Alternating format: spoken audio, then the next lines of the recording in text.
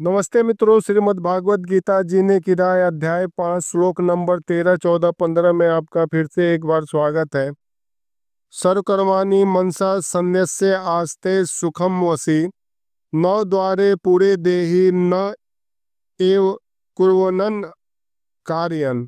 जब देवधारी जीवात्मा अपनी प्रकृति को वश में कर लेता है और मन के समस्त कर्म और कर्म फलों को श्री कृष्ण को समर्पित कर देता है तो वह 9 द्वार वाले इस भौतिक शरीर में सुखपूर्वक रहता है।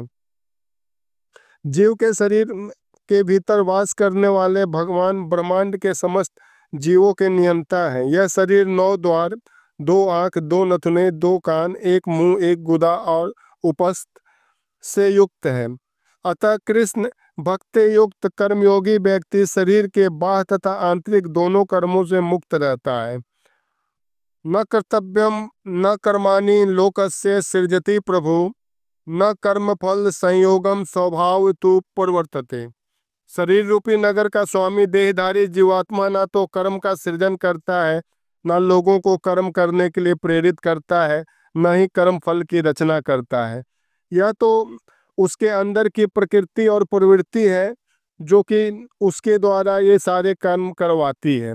जब तक शरीर रूपी नगर में निवास करता है तब तक वो इसका स्वामी प्रतीत होता है, किंतु वास्तव में वह न तो इसका स्वामी होता है न ही इसके कर्म तथा फलों का नियंता ही। वह तो इस भवसागर के बीच जीवन संघर्ष में रत प्राणी है। सागर की लहरें उसे उछालते रहती है किंतु उन पर उसका वश नहीं चलता।